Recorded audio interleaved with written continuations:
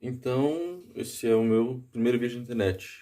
E nada melhor do que abrir ele falando da minha autora favorita, Clarice Lispector. Tô um pouco ansioso, mas aos poucos eu vou me distraindo melhor com esse lance de câmera e autoimagem.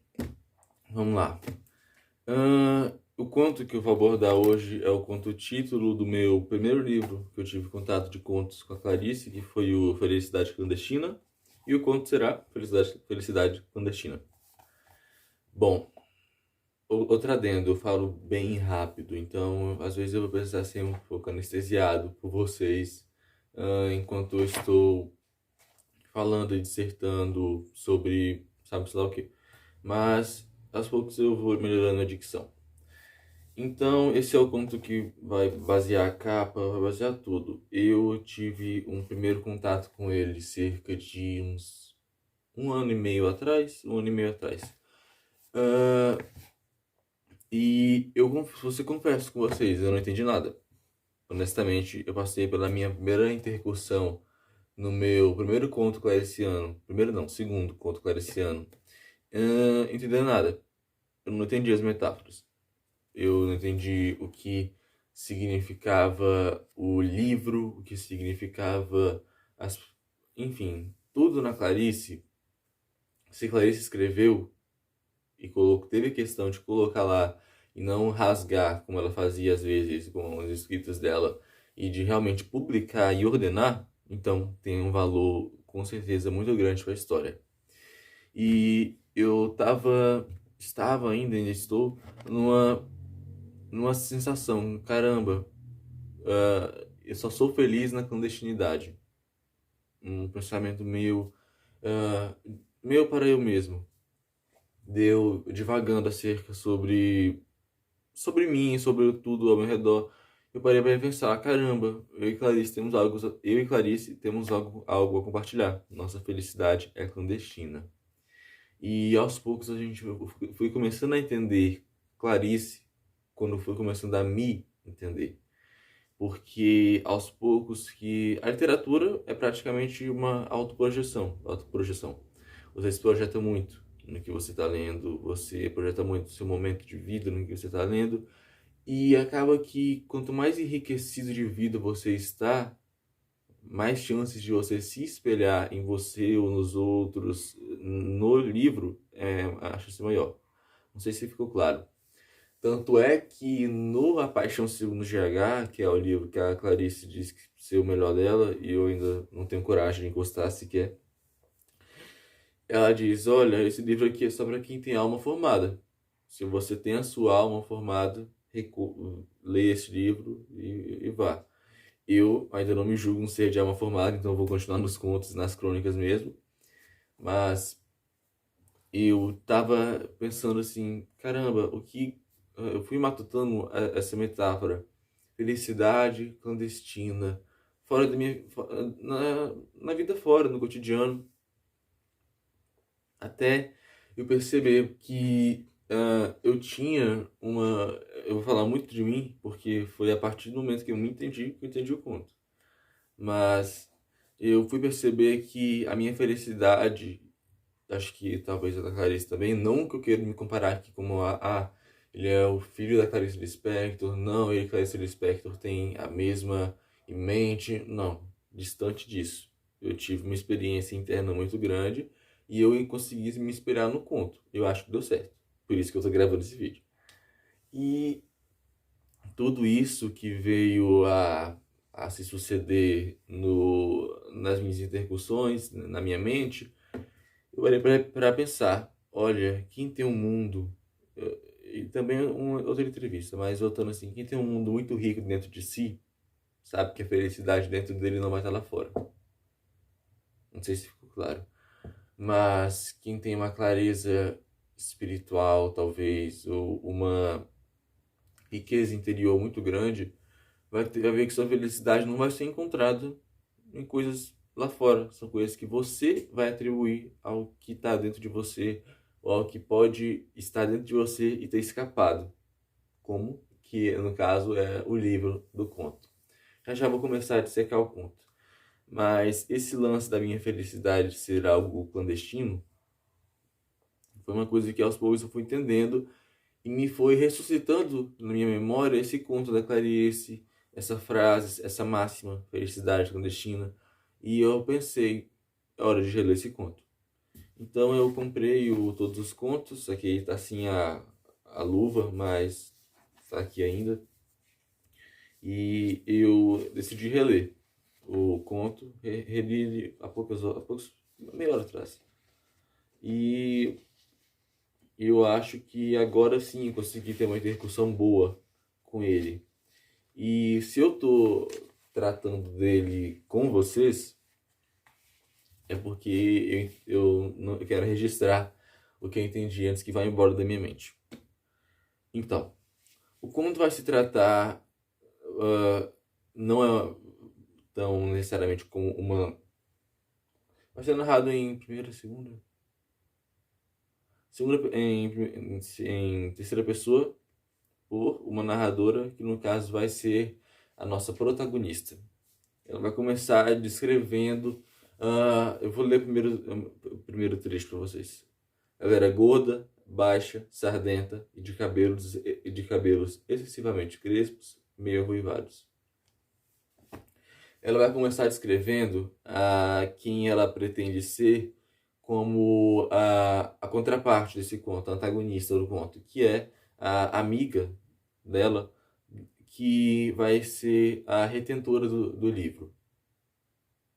Ela vai descrever essa garota que é diferente. Por que ela é diferente, a gente vai começar a entender daqui mais pra frente. Vou colocar o conto aqui do lado para eu ter uma associação melhor de ideias. Ela descreve e ela fala algo muito interessante. A Clarice sempre põe muito feminilidade nos contos dela. E ela fala que essa garota era diferente das demais e causava uma certa inveja da narradora por ela. Eu meio que percebi isso, porque ela era praticamente uma mulher formada. Ela estava beirando uma mulher formada na infância. Tanto é que fala que ela colocava balas na frente dos seios para simular um bojo maior. Ou seja, ela tinha um ímpeto maior, não um ímpeto maior, mas sim uma força interna maior para ser mulher. Se consolidar como uma mulher socialmente falando e sociologicamente dito. Então ela vai e começa descrevendo ela. E ela vai falar que o porquê dessa garota ser tão rica, tão cheia e tão desenvolta. O pai dela é dono de uma livraria. Ou seja, e o livro, aqui no conto clariciano, a gente vai entender que ele é uma metáfora bem grande acerca do mistério, do impossível, do inalcançável. E porque o livro até então ele é hermético, fechado. Você só conhece o título dele, assim como a narradora só conhecia o título do livro, Renações de Narizinho, por Monteiro Lobato. E com isso o livro é hermético, mas quando você abre, se debruça sobre ele, aí sim você consegue ter uma conexão maior com a literatura e com o livro. Eu vou começar a falar do conto agora, para de enrolação. E então, o conto vai se girar, na verdade, o conto vai girar em torno da narradora tentando ter o livro. Por quê? E da revolta dela. Tudo vai começar com uma grande revolta. Bastou uma revolta muito grande para que a narradora tivesse redespertasse o desejo dela em ter o livro. Isso vai ser mais claro daqui pra frente. Eu vou lendo o conto aos poucos com vocês e vou explicando. Ela era gorda, baixa, sardenta e de cabelos excessivamente crespos e meio arruivados. Tinha um busto enorme, enquanto nós todos ainda éramos achatadas. Como se não bastasse, enchia os 2 bolsos da blusa, por cima do busto, com balas. Mas possuía o que qualquer criança devoradora de histórias gostaria de ter. um pai, dono de livraria. Ou seja, dá de se notar que essa criança tinha um mundo muito rico. Caramba, o pai dela é dono de uma loja de histórias. Que criança não sentiria um satisfazer tão grande quanto esse? Caramba, eu sou filho de um dono de livraria. E eu posso ter um contato com histórias diferentes, mundos diferentes e posso me enriquecer. Mas a livraria aqui vai ser mais como a loja dos prazeres proibidos. Por quê? Porque é inalcançável pela narrativa. E é inalcançável por quase todos os outros. É uma coisa muito distante de todos e muito próxima da pessoa. Próxima de quem? Próxima da antagonista, que é a criança gorda e baixa. Porque ela se recusa a entrar nesse mundo, ao mesmo tempo que ela recusa que os outros o entrem. Isso vai ficar claro no próximo capítulo, no próximo parágrafo. Pouco aproveitava, e nós, menos ainda. Até para aniversário, em vez de pelo menos um livrinho barato, ela nos entregava em mãos um cartão postal da loja do pai. Ainda por cima, era de passagem do Recife, era da paisagem do Recife mesmo, onde morávamos, com suas pontes mais do que vistas. Atrás, escrevia com letra bordadíssima palavras como data natalícia e saudade. Esse aqui a gente tem que atentar a 2 pontos. O primeiro, quando ela vai entregar um presente, ela entrega um retrato, um cartão postal da cidade que elas viviam. Ou seja, ela poderia entregar... Caramba, você está retendo um universo inteiro e você vai entregar para essa pessoa algo desse planeta que ela vive?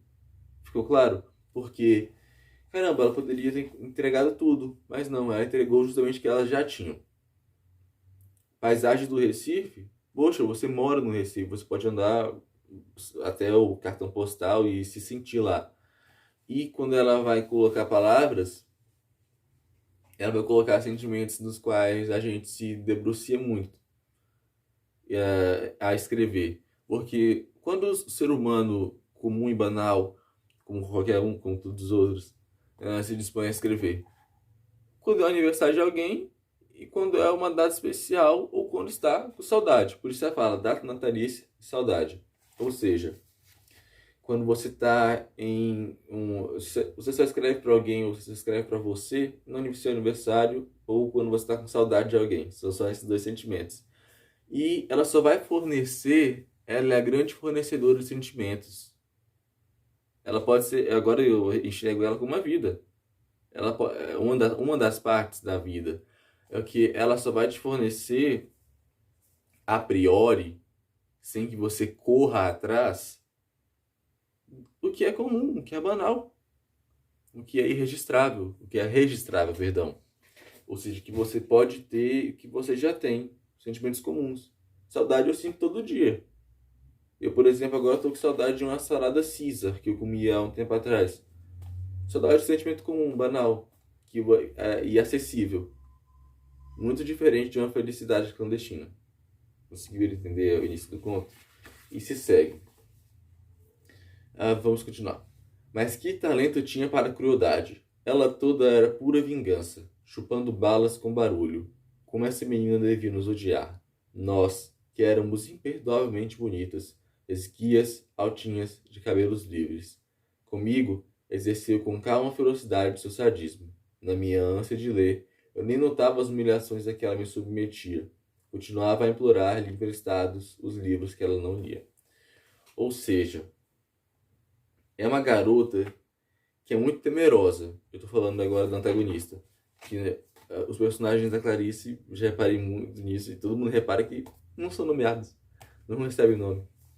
E tem que falar antagonista, protagonista. Mas a antagonista, ela parece que tem um receio muito grande. Talvez não por... aqui a gente pode estabelecer porque ela quer prevenir que algo aconteça, prevenir que alguém tenha um contato mais introspectivo com algo que ela já sabe como é e quer evitar que essa pessoa tenha.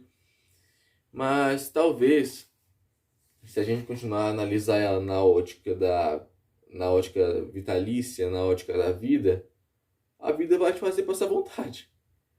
É a coisa mais óbvia. A vida vai te fazer passar vontade. Ela vai chupar balinha fazendo barulho na sua cara. Você vai pedir livre emprestado pra ela, mas você não vai ter. É mais ou menos assim que funciona o esquema de querer interpretar ela como a vida e como a detentora de tudo e incitadora da vontade. Aqui a gente vê a vida retratada como incitadora da vontade e retentora de tudo. E aqui a gente percebe também que a garota protagonista tem uma certa inveja da feminilidade dela, que ela é praticamente uma mulher feita, a antagonista. Enquanto o nosso protagonista simplesmente é esguia, é baixinha, tem os cabelos livres, ou seja, enfim. Sem falar que a, a gente tem que prestar muita atenção quando vai analisar o conto da Clarice, no biotipo da criatura feminina que está representada na nossa frente.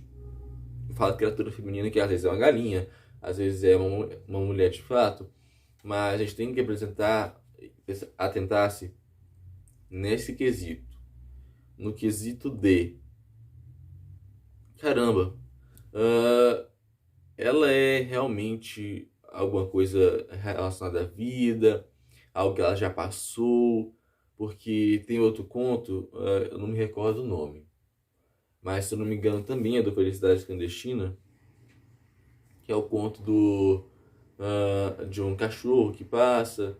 Não vai tratar muito sobre relacionamento, é muito autobiográfico, vai tratar bastante sobre o relacionamento da Clarice com o Lúcio Cardoso. Mas isso eu vou tratar em outro vídeo, que eu pretendo fazer também. Mas, quanto a isso aqui, a gente tem que se atentar. Porque parece que a vida é apavorada dela mesma. Porque ela vive num universo que, ainda que você não se debrucie sobre ele, você vai sofrer algumas condições. Ou seja, ela está meio extasiada ainda. O êxtase, ou seja, você vai estar extasiada com essa sensação de caramba, eu tô nesse universo todo, eu tô bamboleada por ele. Mais ou menos assim que vai se ordenar nesse ponto. Eu não sei se ficou muito claro, não sei se ficou tão bem explicado quanto o outro parágrafo, mas acho que deve pegar a ideia central de que quanto à vida e etc. Agora eu vou continuar no próximo parágrafo. Até que ela veio para o magno dia de começar a exercer sobre mim uma tortura chinesa, como casualmente informou-me que possuía renações de narizinho de Monteiro Lobato. Ou seja, aqui a gente vai ter o contato, a epifania, que a vida vai nos mostrar diversas e diversas vezes que ela tem sentimentos banais, sentimentos que você pode ter dentro da sua casa mesmo, sentado na sua cadeira. Mas, olha, eu tenho coisas aqui que simplesmente para esse mundo aí que você olha, são coisas clandestinas. E eu posso oferecer. Ela incita.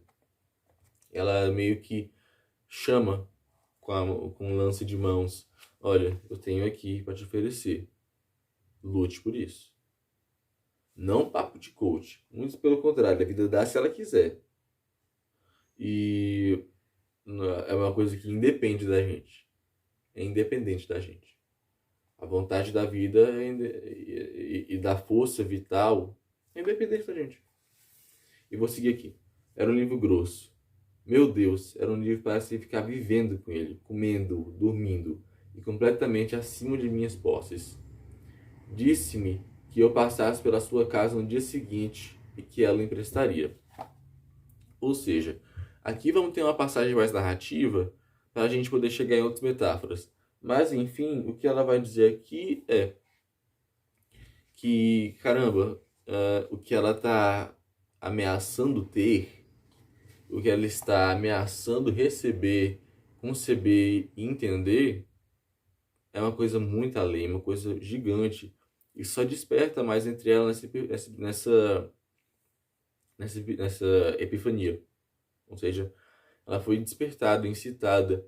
Ela começa a confabular sobre e começa a ela quer de fato o livro, que no caso seria a representação do seu, talvez do seu desejo profundo que você tenta reprimir socialmente, enfim, o que é clandestino para você, o que é clandestino para nós. Assim que cada um vai enxergar de forma diferente o livro. Não o livro aqui, mas o livro no conto. Até o dia seguinte, eu me transformei na própria esperança da alegria. Eu não vivia. Eu nadava devagar num mar suave.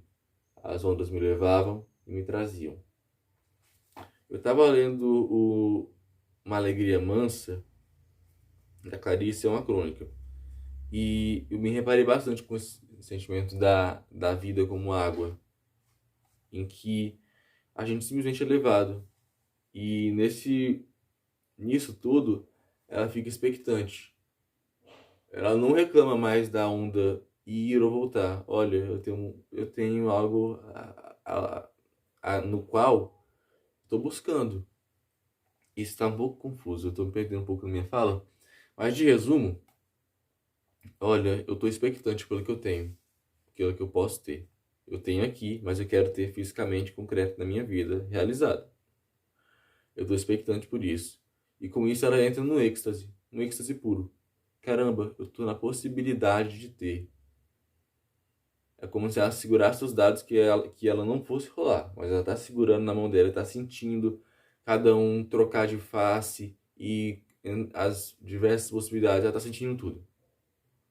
Ela chega no momento em que ela sente tudo e segue. No dia seguinte, fui à sua casa, literalmente correndo. Ela não morava no sobrado como eu, e sim numa casa. Não me mandou entrar. Olhando bem para os meus olhos, disse-me que havia emprestado o livro a outra menina e que eu voltasse no dia seguinte para buscá-la. Boquiaberta, saí devagar, mas em breve a esperança de novo me tomava toda, e eu recomeçava na rua a andar pulando, que era o meu modo estranho de andar pelas ruas de Recife. Dessa vez, dessa vez nem caí. Guiava-me a promessa do livro. O dia seguinte viria. Os dias seguintes seriam mais tarde minha vida inteira. O amor pelo mundo me esperava. Andei pulando pelas ruas como sempre, e não caí nenhuma vez. A gente lê com atenção aqui e percebe. A vida começou a usar suas artimanhas para te impedir de chegar no teu prazer. Não vamos tratar aqui como objetivo, aqui não é papo de coach, não, é prazer mesmo. Alguma coisa que está além de você receber uma congratulação ou não. Quem pode se congratular pela sua própria felicidade clandestina é você mesmo.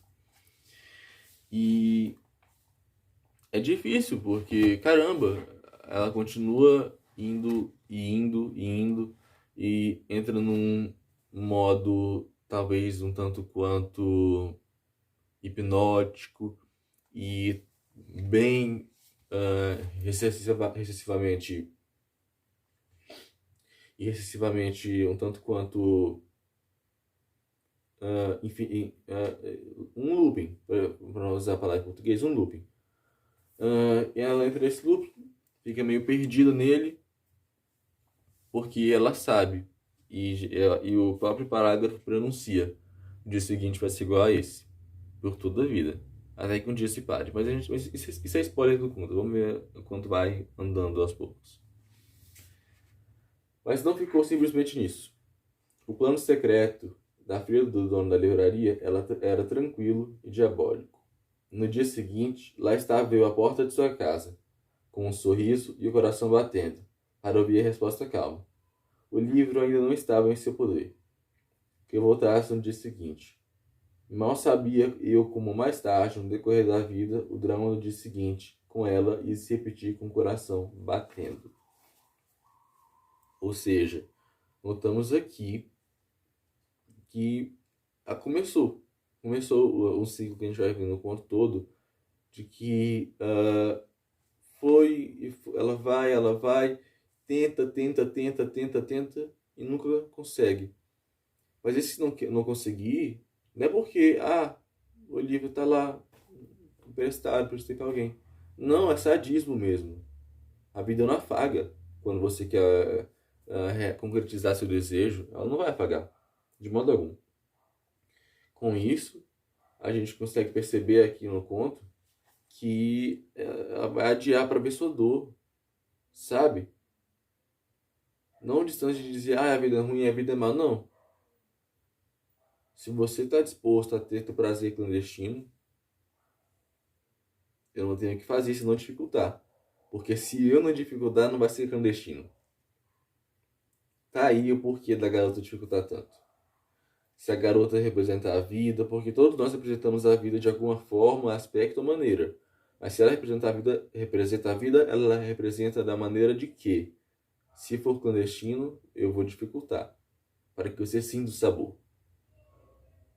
Caramba, quem nunca teve um momento na própria vida em que ansiou tanto por algo, mas não bastava só ansiar, tinha que desejar, tinha que dar errado, tinha que você dar com o cara no chão e sair voltando para sua casa, enfim,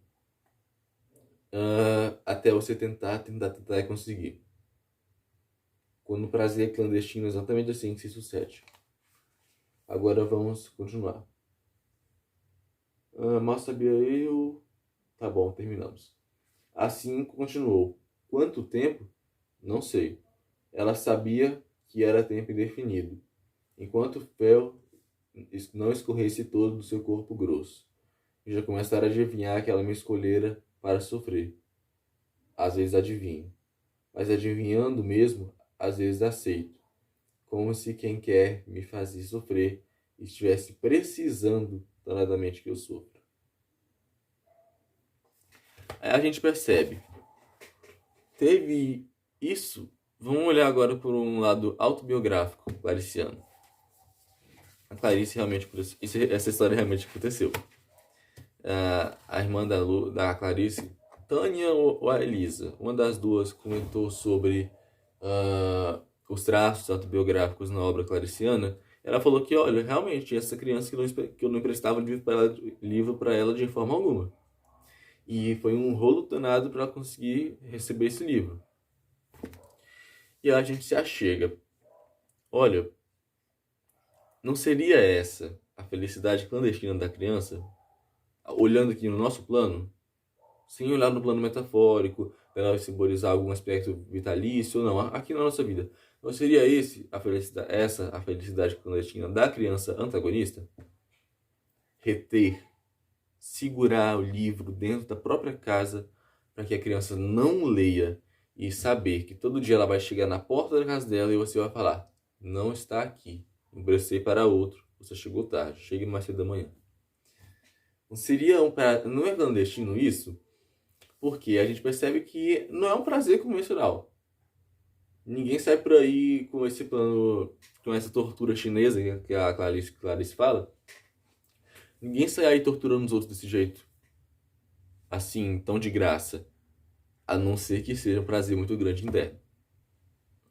E essa é a felicidade clandestina da antagonista. Assim eu assumo. Você pode assumir de forma diferente, é total direito seu. Mas vamos continuar aqui. Quanto tempo? Essa é uma frase que vai ficar ecoando. Quanto tempo? Porque não é marcado. Passaram 2 dias, 3 horas. Não. Quanto tempo? A vida não se resume a horas.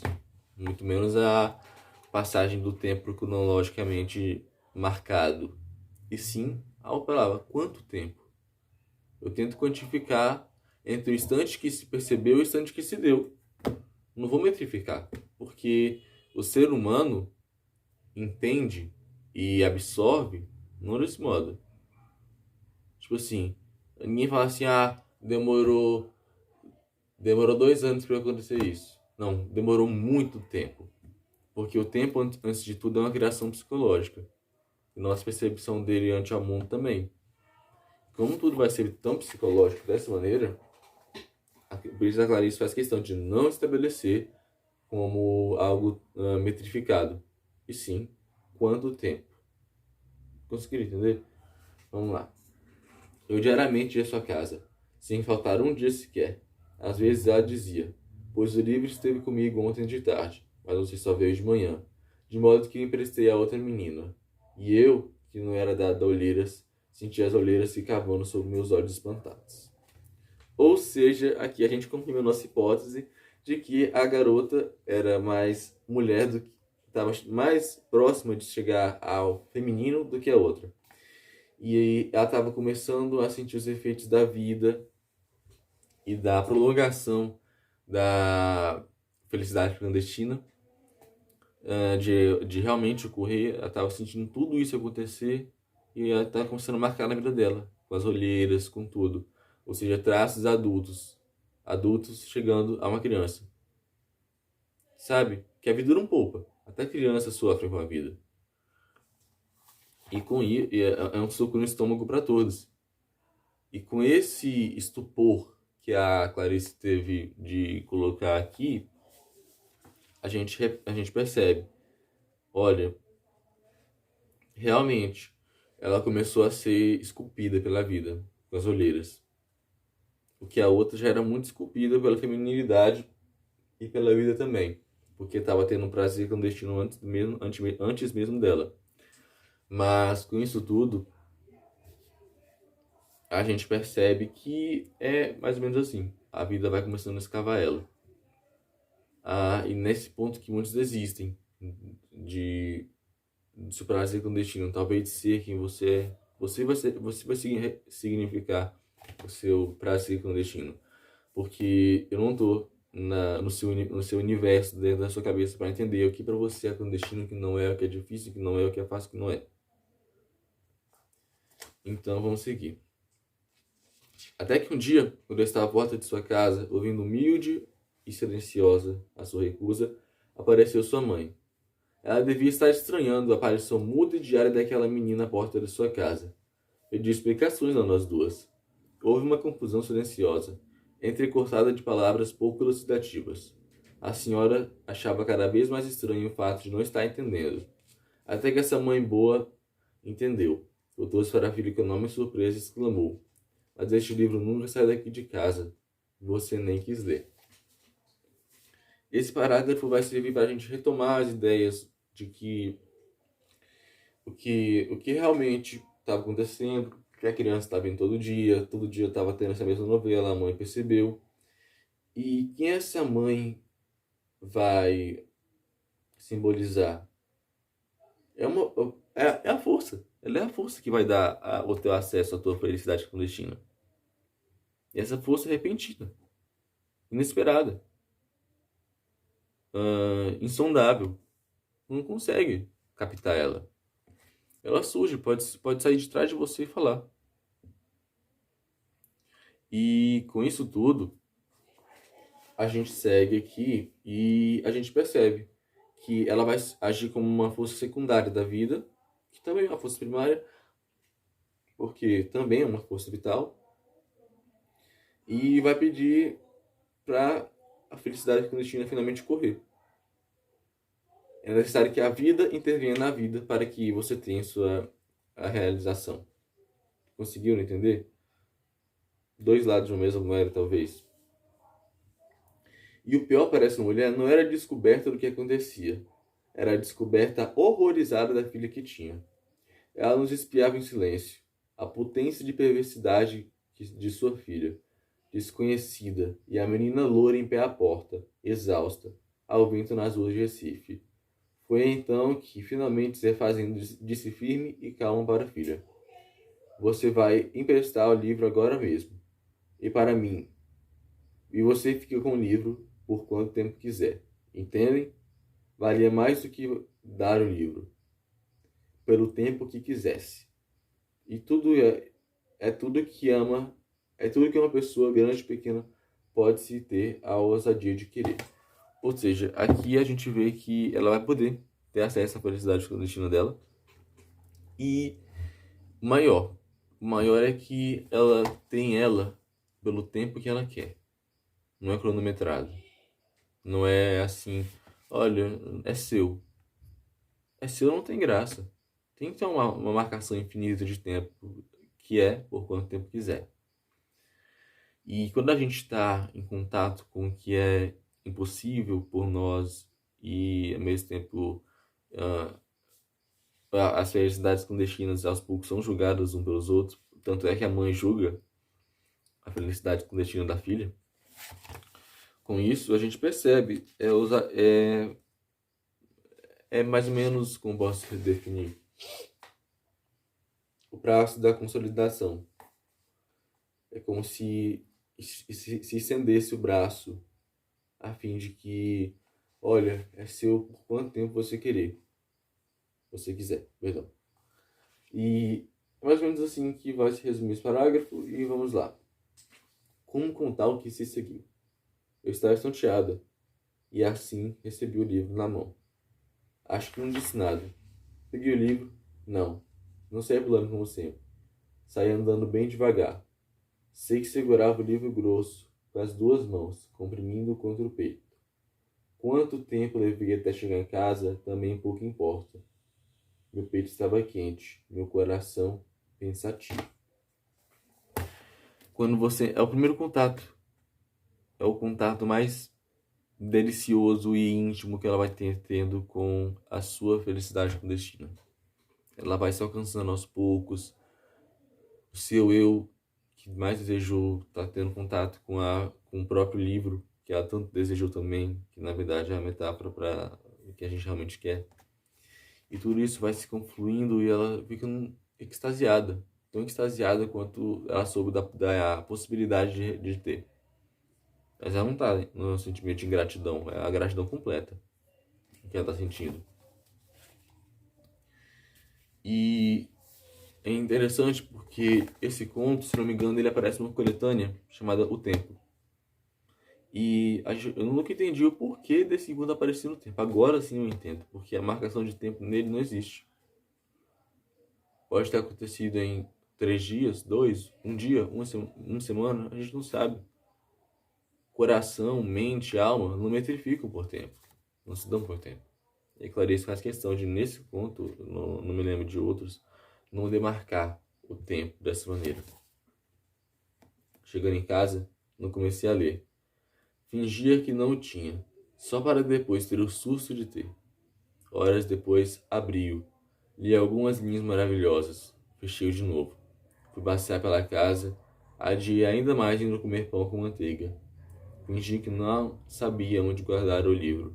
Achava-o, abria-o por alguns instantes, criava as mais falsas dificuldades para que aquela coisa clandestina que era a felicidade. A felicidade sempre iria ser clandestina para mim. Parece que eu já pressentia. Quanto demorei, eu vivia no ar. Havia orgulho e pudor em mim. Eu era uma rainha delicada. Ou seja, a gente percebe que a condição para ser clandestino tem que ser difícil, tem que ser adiável, tem que ser, como eu posso dizer, dificultoso. É dificultoso. E quanto mais dificultoso continua sendo, mais difícil vai ser de se ter o acesso. E assim que vai se tendo mais graça. Assim que você vai achar a graça. E ela se sente uma rainha delicada. Ela é a dona da clandestinidade feliz dela. E agora a gente vai para o penúltimo parágrafo. Às vezes, sentava-me na rede, balançando-me com o livro aberto no colo, sem tocá-lo, em êxtase puríssimo. É como se aquilo tudo... é como se uma mistura, uma mistura muito grande, porque é o sentimento realizacional dela, é o contato com o inconfundível e insondável que ela não conhecia, é o contato com o indefinido, com o misterioso. É isso que ela sente. E é assim que ela vai se suceder, percebendo-se com o seu livro e entendendo tudo. Mais ou menos assim que ela vai... Eu me perdi um pouquinho na fala, mas ela vai perceber que ela está em contato com o mistério, está em contato com aquilo que a palavra não rasga. Ela está em contato com aquilo que a palavra não consegue pôr no papel. Isso não tem palavras, por isso que esse parágrafo é um dos mais densos do livro e tem só 2 linhas. Agora, para finalizar o conto, não era mais uma menina com o livro, era uma mulher com seu amante. E assim a gente encerra o conto. E essa pode ser uma das interpretações nas quais a gente pode entender o livro. Talvez seja um romance proibido. Talvez pode ser um enlace. Enfim, cabe a você decidir qual é a felicidade clandestina sua para você entender a felicidade clandestina dela. E aos poucos a gente vai se entendendo e se percebendo aos poucos no lugar dessa menina. Como se nós estivéssemos, de fato, flutuando por Recife com o nosso livro no colo, enquanto tudo estivesse abaixo dos nossos pés. Conto lindo, conto denso, conto forte. E uma porrada, né? Clarice é assim. E espero ter ajudado vocês, eu divulgando minha interpretação do conto dela. E espero que tenha sido de alguma forma elucidativa, que tenha incitado vocês a lerem esse livro maravilhoso, ou esse conto que tem uma magnitude ímpar. Enfim, agradeço vocês se você chegou até aqui, muito obrigado. E agradeço vocês pela sua atenção no meu primeiro vídeo e até aqui. Muito obrigado. E eu tô com muita coisa para ler e eu vou ver aqui. Se isso aqui der certo, acho que eu vou continuar analisando cada vez mais coisas com vocês. É isso então, abraço, até.